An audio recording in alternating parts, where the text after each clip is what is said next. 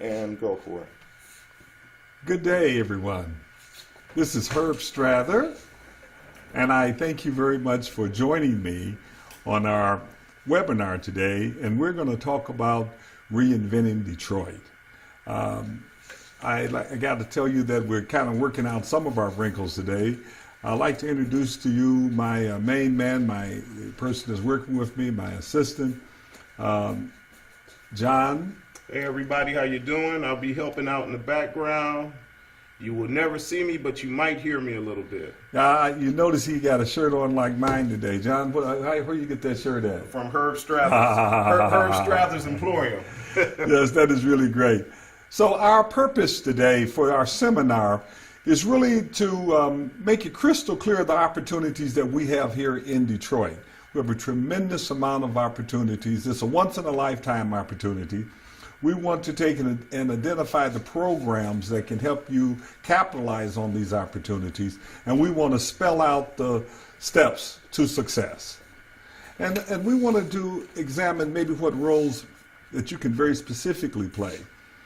So as I communicate here with my realtors, my colleagues all over the world, my mastermind group, I invite your full participation. And if you have any questions, everything, just write them down and we'll have a chance to do some chatting. So what I would like to do, John, I'm going to take and kind of lay out the case for everyone. All right. So we're going to get started here with our script that we have for our webinar. And if you'd like to follow with me, I like to talk about this. There's an inversion going on here. When I say inversion, we're theoretically upside down. What we're witnessing now is something that is theoretically impossible. Something that is theoretically impossible. And what do I mean by that now? We found out a long time ago in school that supply and demand does interact with each other, where there's a huge demand and low supply. What happened to prices? Uh-oh. Prices essentially I'm sorry, Herbert, go up. I went into your thing. So where are we going? We're going to our Over this way? yeah. Let's try that one there, John. All right. We're working this out. So what happened is that whenever there is a great demand, the prices increase if there's a low supply. But lo and behold, that's not the case right now. Now let's kind of look at this chart in terms of how we got here. In 2006, we just had a tremendous market values. We had a lot of demand, but there was an overbuilding. Many of the developers, they would start projects, and once they pre-sold X numbers of units, they would go on and start another project. Well, the problem is they were selling to speculators and investors who was inventorying for resale, for flipping. Well, we got such a tremendous oversupply until we just had the greatest crash, just a tremendous crash.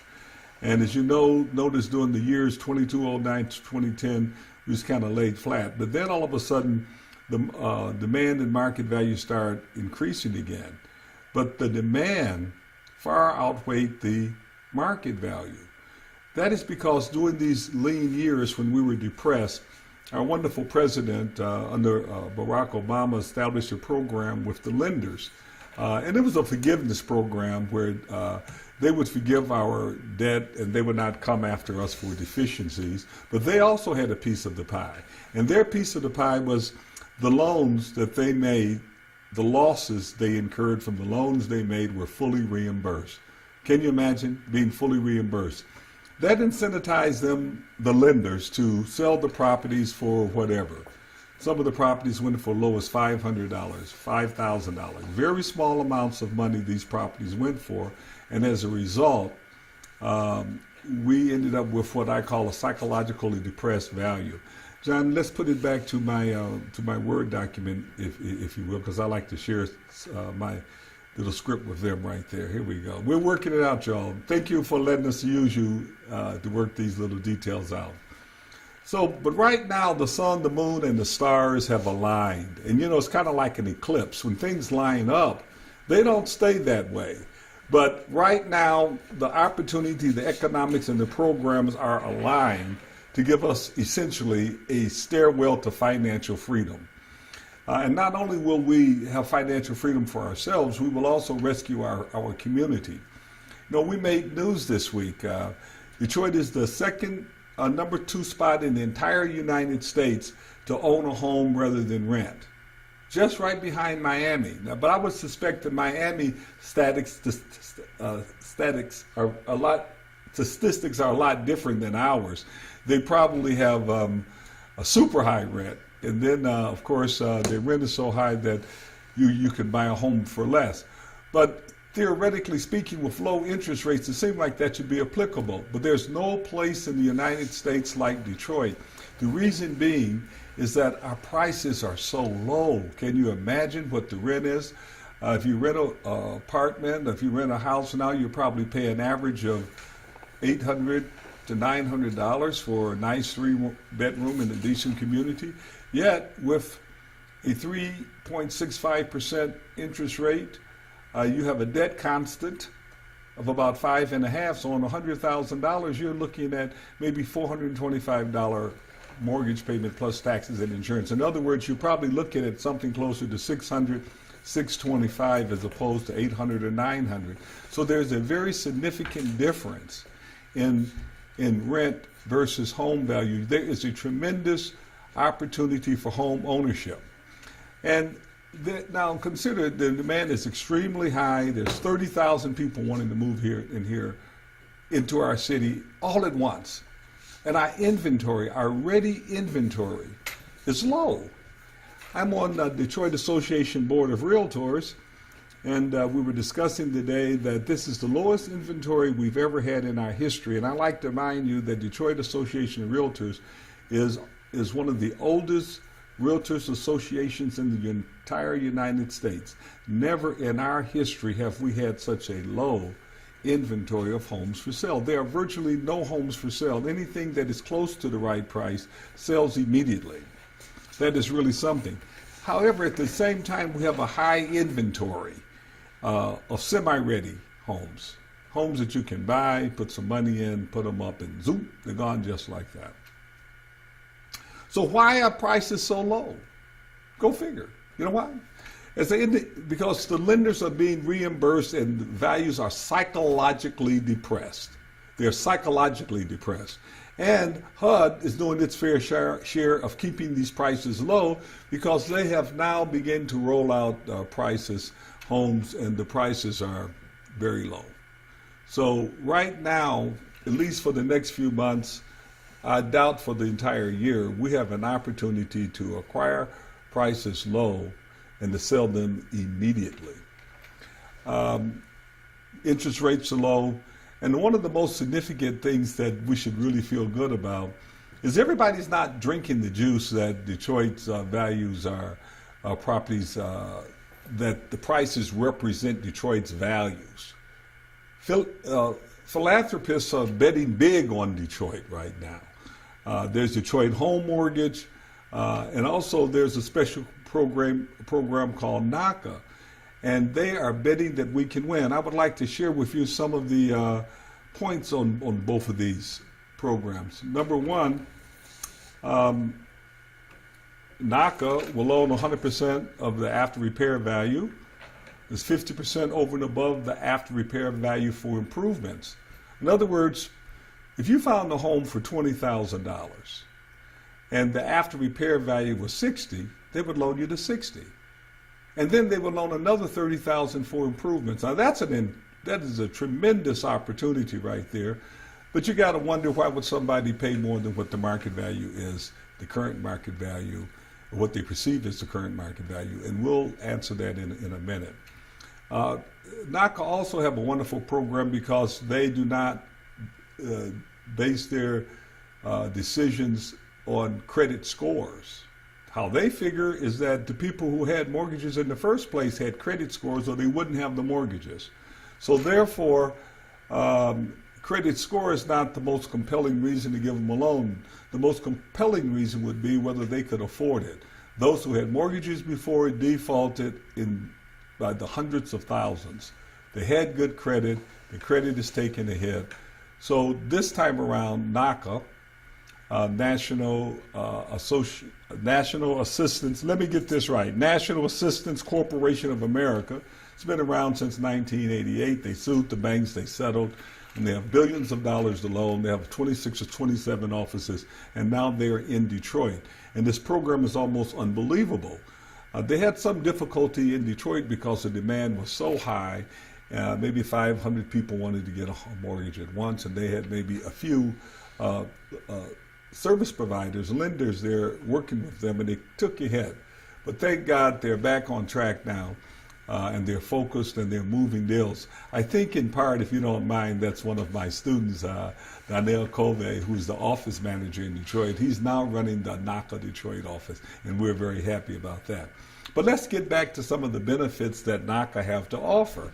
They'll loan 100% of the after repair value. They'll loan 50% over and above the after repair value for improvements only. No credit score, just credit history. In other words, can you pay your bills on time? If you have rent and you demonstrate that you paid that rent over the last 6 months and you paid it on time, that's a good enough basis. Now this gets really good. You can buy down the interest rate. Can you believe it? You can buy the rate down. I like that. That's very exciting, the idea that you can buy a rate down. You might want to know how that works. Well, let me stop and show you how that works. John, should I hit stop sharing here? Or, yeah, you could hit stop sharing, or you can go to one of your other charts. Okay, then let's just bring this chart up. Okay, here we go.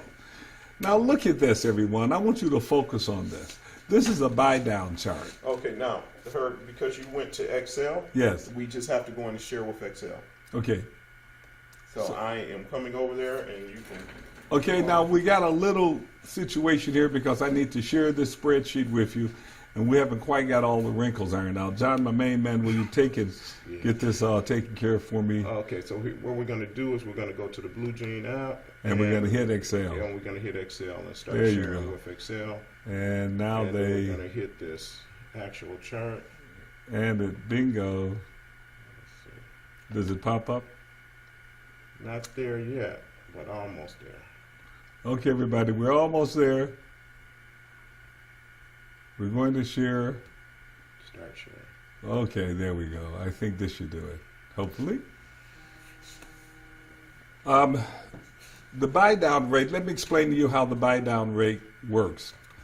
For every 1%, you can buy it down by a quarter percent. So let's assume that you have a $100,000 loan. And at 3.6%, by the way, NACA's rate is a quarter of a point lower than HUD's. That's good news, very low rate. Let's assume there's a $100,000 loan. Your monthly payment is $454.65 at 3.6% interest rate. Now, for the purpose of this illustration, we're going to keep the payments all within $1 of each other, so we can say what will the exact same payment render in terms of a mortgage itself. So at $100,000, 3.6%, the payment is $454 a month. So if we bought it down by 1 point, which would cost $4,000, $1,000 per quarter point, $4,000 a point, then you could borrow $113,500 and keep the payment the same. Let's do that again and say if you bought it down by 2 points, then that is 130 could be loaned, and if you bought it down by 3 points, 150 could be loaned, and if you bought it all the way down to the minimum amount you could buy it down, it would be to 0.125 is 1/8 of a point. It will cost $13,920, and the loan amount would be $160,500. Now, there are a couple of important factors to consider here. NACA will allow 6% seller concessions. So the balance of this buy down, if you were actually to buy it down by over 3 points, you would have to find a grantor. You would have to make a deal for a grantor. You would have to find a grantor that would be willing to loan them the money for the balance of the buy down. But as you can see by this chart clearly, $13,920 buy down will enable them to buy a home for $100,000 $160,000 as opposed to a loan for $100,000. Clearly, these buy downs are very important in the overall scheme of things. Now, I would like to go back to my chart here, John. I hope I'm doing this right. I think I got it now, John. You know, I'm getting good at this now. Okay, so let's go back to our webinar, and we're back in it. So, and now here's the great thing. Are you buckle up for this? They will consider all income, including SSI, alimony, and buckle up, Section 8. Section 8 housing choice vouchers can be used to acquire homes to qualify for a mortgage. This is good news. I do not know of any program where you can currently use Section 8 certificates to purchase a home. There are some programs that wish to have after 15 years the tax credits burn off that you can buy the home that you live in. But this is the first program that I'm aware of. Think about how many Section 8 recipients are around, people who have Section 8 certificates, who would love to use their certificates to buy a home. So how does it work? Say you have a $100,000 loan, and they qualify for a $100,000 mortgage. Their payment is going to be $454. We know that. Taxes and insurance will probably push it up to $650. Now, it is possible they will have no property income tax, because if a family of three make $22,000 by way of example, they are 100% exempt, $22,000 or less, they are 100% exempt from all property taxes. They just have to go to room 804 at the City County Building, Coleman A. Young Municipal Building, 2 Woodward Avenue, and put in their application. But it's too late for this fiscal year, but the 2018 year they can get in. So what we're talking about here is them using their Section 8 certificate to buy a home, and a $100,000 loan would cost $650. They'll have $200 remaining, $200 over and above. What can they do with that $200? That $200 goes to the principal payment, which means that instead of having a 30-year loan, it may be reduced to under 20 years. This is an amazing thing. They're a forgotten market. Now, that's NACA.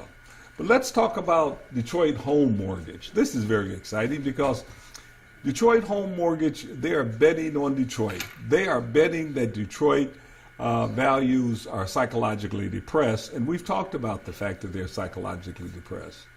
Detroit's values are psychologically depressed. So what does this mean? John, I hope I'm in the right place right now. Okay. Well, I am? Let's see. Okay. It's right there. Well, hi, everybody. I'm still in the right place. I'm kind of playing with buttons here a little bit. Detroit Home Mortgage will loan you $75,000 over and above the after repair value for acquisition or for repairs. Is that a Word document, Herb, or is it is a Word document that we're looking for right there. Thank you. Yeah, thank you very much. So that's good. So, and I share the screen. Thank you very much. Forgive our little interruptions. We're getting better at this, and believe me, it's worth it, because this information you're getting today is what we call off the hook. You know what I mean, John? Okay. Okay. So, John, I think that will do it if they can. Okay. There you go. So this is the information that we want to share with you. Detroit Home Mortgage will loan $75,000 in form of a second mortgage over and above the after repair value for acquisitions or repairs, whereas NACA will loan 50% above the after repair value for improvements or repairs only. And Detroit Home Mortgage will do it for acquisition or repairs. Now that's something. And they're betting on it. They're saying, look, if you run into a hardship, they will forgive the loan. It is forgivable. You can get it forgivable. Now, I just want to kind of go over this one more time. NACA, no down payment, 100% financing up to the full after repair value. Will loan 50% over and above the after repair value for improvements. 30-year financing with rates 0.25% less than FHA with no mortgage insurance. There's no lender closing costs other than property tax and insurance escrows. I would guess prorations and escrows because you have to prorate the property taxes, prepaid property taxes that the buyer have if there are prorations in the purchase agreement. We'll get there in a minute. And it's based on credit history and not credit scores, if you're following me. And you can use all sources of income, including alimony, SSI, Section 8 certificates. Got to pause on that. I really want you to absorb it. And the seller concessions you're allowed to buy down interest rates to only 0.25 point, a buy down provision. And if that's not good enough, consider that as of today, in December 2017, NACA, as well as Detroit Home Mortgage, have hundreds of investors, not investors, I'm sorry, hundreds of homeowners waiting to buy a home. Waiting to buy a home where there is 100,000 available parcels that can be bought, fixed up, and put back on the market. Now, I got a message for you. If you're getting excited, I am too. So let's go through the Detroit Home Mortgage Program and recap what we've talked about. Number one, the program was created only for Detroit. And it was under President Obama to help Detroit recover from bankruptcy.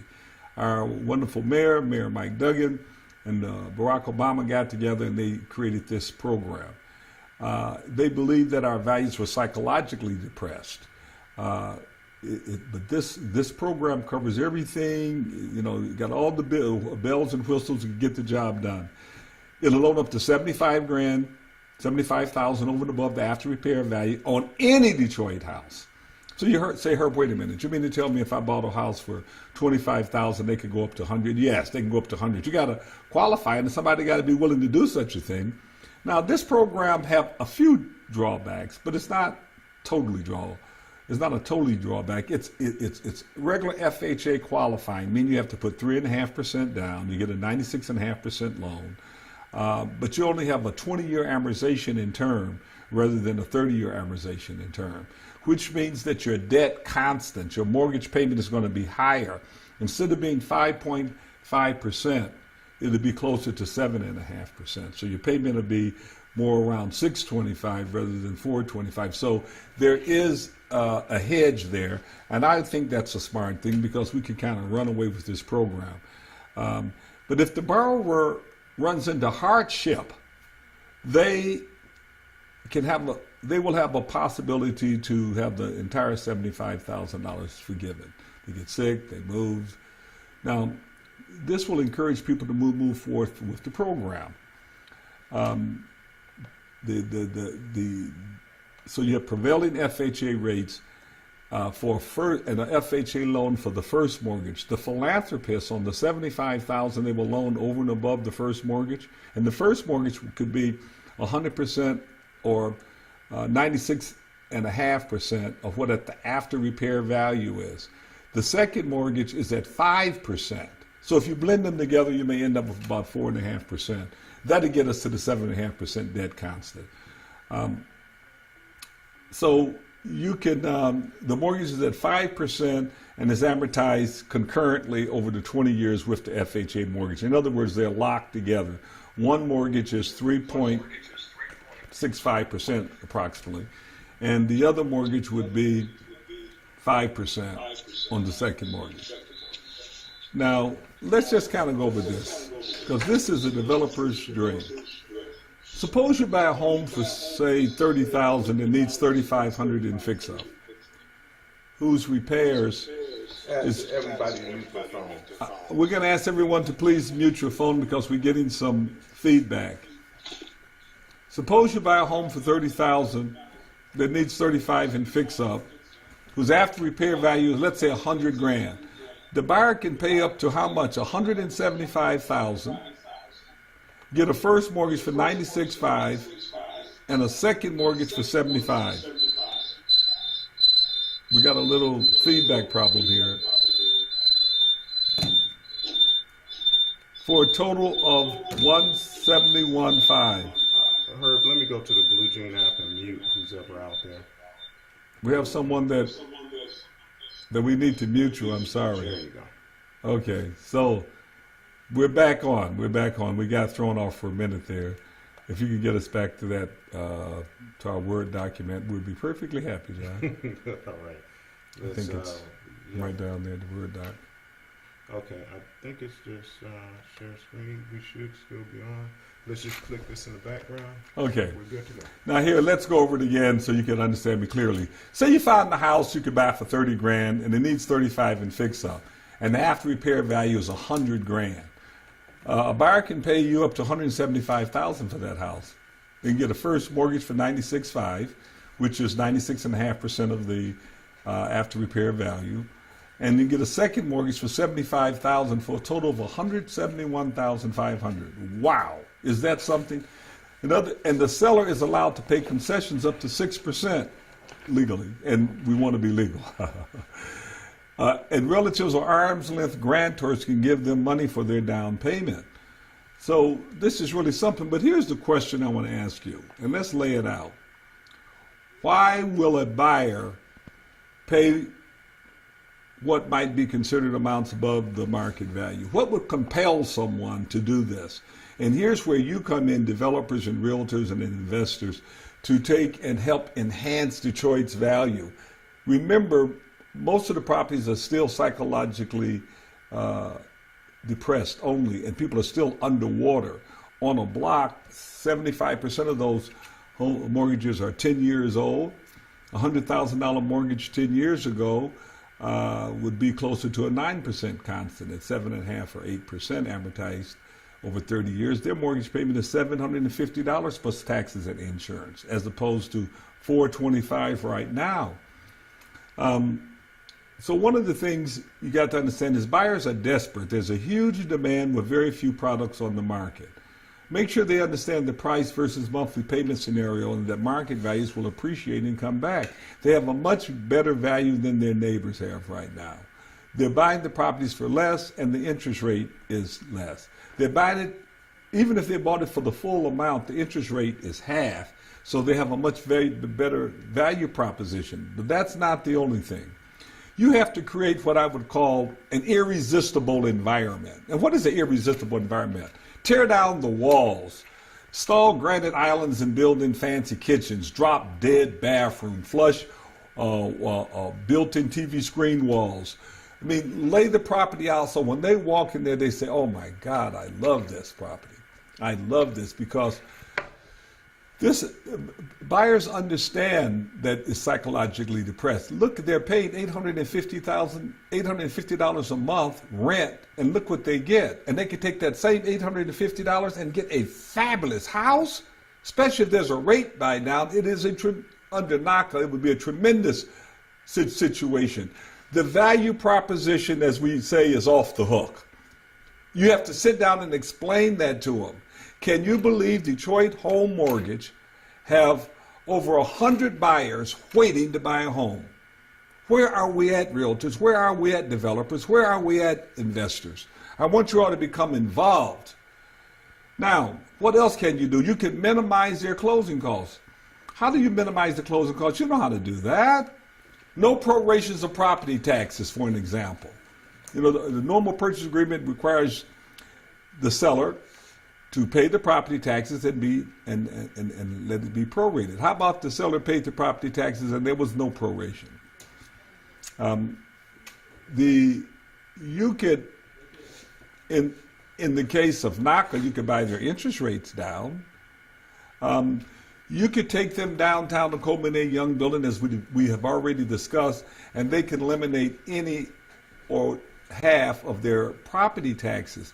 If you make between $16,700 and $42,000, and from one-person household to eight-person household, you can get some or 50% exemption from property taxes. That's right. For example, if you make $16,000 a year, you don't have to pay property taxes. How many people on Section 8 would qualify for such a thing? I would think most people would qualify. Most people would qualify and will not have to pay property taxes. That's a great advantage. Somebody want to know which way is Section 8?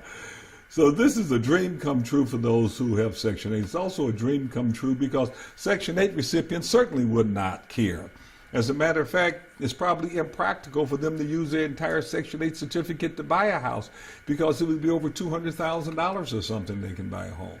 So they certainly would not care. It would be a welcome mat. So what this should say to you, you should be developing Section 8 buyers as you are developing other buyers. Now let's summarize our incentives to make a deal, and what role are we going to play, realtors? What role are we going to play as realtors and as investors? We are going to take and make sure that these properties are fully improved with irresistible environments. We are going to take and make sure that we give them the maximum seller concessions possible. Now, quite frankly, a seller have concessions that they can give, and I think that I'll allow you to use your imagination in terms of what you can do. But the things that are allowable on HUD 1 is up to 6% for closing costs. Under NACA, what is allowed is up to 6% for closing costs, rate buy downs, etc. Those are the two most important things. Where do we go from here? Here's where we go, my friends. The question becomes, what do we do to make sure that we can now incentivize values? How do we fight the good fight? The fight that we have now is with appraisers. It is an amazing fight because although the income value approach, homes are rents are 100% back, the resident value is not back. Let me give you a good example. Apartment buildings right now are almost untouchable. The cap rates have went from 12% to 9% because they are valued based upon the income approach. I would like to give you a good example of how the income approach impacts us. Let me share this with you. Look at this diagram on some homes that I am in the process of buying. Okay? So we have two properties now. One of them is in Russell Woods on Buena Vista. By the way, I'll be closing this deal very shortly, so don't be coming after it. So Buena Vista is a beautiful home. You could go to Google and look at its attached garage. And if you look at the comps in Russell Woods, you will find out this summer, in the last 6 months, you had comps 70 to between $69,500 and $70,000. So that means they're trending upwards. They're trending upwards. So I would put this value at $79,500. We find out a property on Cliff Street on the east side near Van Dyke and Outer Drive. Those values over there, if you did your comps, you'll find out they're probably around 45 or 50. But this is an income property, and I would put it in at 59. Now let's take it and look at this. What from the income point approach, let's look at it. The market value at a 9% cap rate would be, on the Russell Woods property, would be $106,000. How do I arrive at that? The rents, $1,150 would be a reasonable rent for attached garage, family room, beautiful white carpeting, the whole shot. Effective gross income at 95%. I'll take $3,500 for operating expenses. I'm at $9,600 net operating income. Well, hell, at a 10% cap rate, it's $96,100 at a 10% cap rate. At a 9% cap rate, it's $106,000. The other property on Cliff, it's an income bungalow. They're very nice. And so you get $1,300 a month. You have expenses that may run a little bit more. You are paying utilities on 2 units.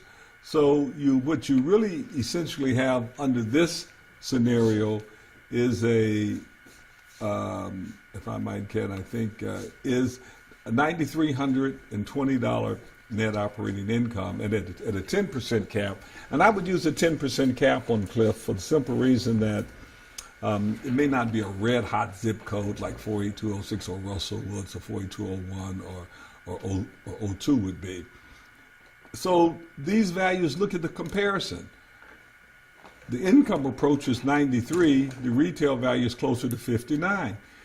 That's on Cliff, and in the case of Russell Woods, the income approach is $106,000 now, and the residential approach is 79.5. I am telling you this to give you ammunition so that you could go out and fight the good fight. And when you structure your transactions, and I want you to listen to me very carefully because this probably is maybe one of the most important things. We must work together. Banks have been getting reimbursed. HUD is putting properties at artificially low prices. They're not measuring supply and demand. They're just putting them out. And you know what I'm talking about, realtors. They're letting properties go in just prime areas for 30% of what the market value would be. And so you have opportunities to buy these properties for 50%. This is all good. But what does it do for our community? It keeps the values depressed. So obviously you have very little wiggle room with FHA, Fannie Mae, HUD. With the lenders, Dodd-Frank may come in and play an important role. But when you're buying properties from individual investors, I would like for you to include the fix-up in the purchase price and let the seller give you a credit back for that. Look, if you go buy a property for $30,000, the facts of the matter is that you're gonna, and you go put it up and you fix it up and put another 30 in, you got 60,000 in it. What was your cost? Was it 30 or was it 60? It was $60,000. When you put it on the market for $30,000, you further depress the community. We have to work together. If we're going to save our community, we have to work together and combat these policies that have psychologically depressed our values. And we got the tools. We got NACA, we got Detroit Home Mortgage, we got all types of great creative financing. So record the properties. Under the purchase agreement, include the full repair value and take back a credit. It might be a $70,000 sales price and a $30,000 credit. Now, the buyer is not going to have to pay any more money. The only thing that's going to be impacted, the revenue stamps are going to be impacted, the commission is going to be impacted, and the title insurance might be impacted. So make an adjustment. Make sure that they still get the same net amount that they would otherwise get. Boy, it's been really exciting talking to you. I'm almost sorrowful that this webinar is about to end. I would like for you to, if you have any questions, just kind of chat them in and send them over. And let's further this conversation, if you will. This is Herb Strather, and I'm waiting to hear from you. I'd like to know what you think about this webinar. And for those of you who would like to join the movement, I would like to offer this one thing. First, I would like to offer for you, if you're a realtor, to consider joining DAR. I teach DAR members free because I'm on the board of directors of DAR. And as I indicated, we're one of the oldest associations in the entire United States. And we want you to join and come together with us so we can work together and resolve these issues that are particular to our community.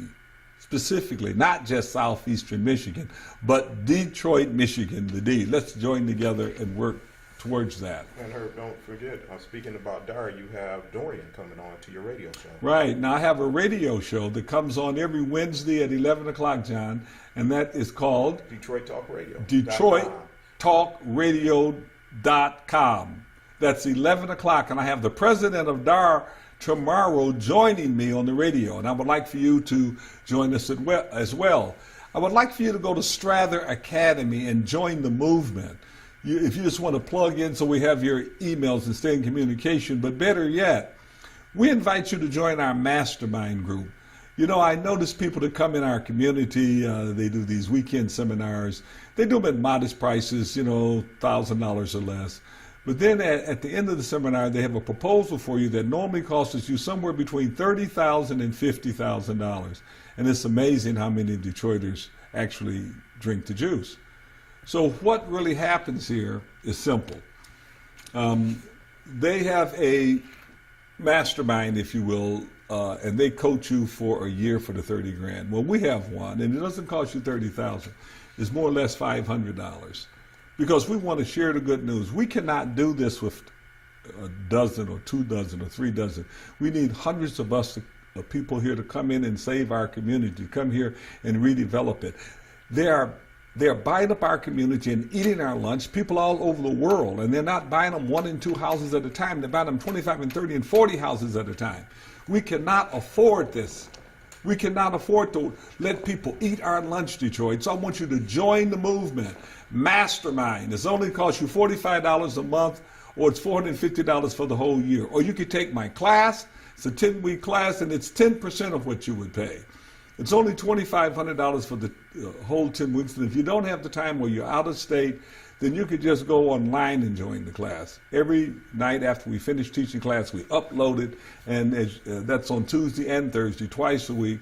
Or you could go through our historical classes and just have a feast listening to all of the lessons that I've taught. I'm very emotional about bringing our city back and bringing and creating the next generation of developers. And I hope that you're one of those. This is Herb Strather, and I'm waiting for your comments, and I wish you have a very, very, very, very Merry Christmas. And we're going to the job, and Herb, we are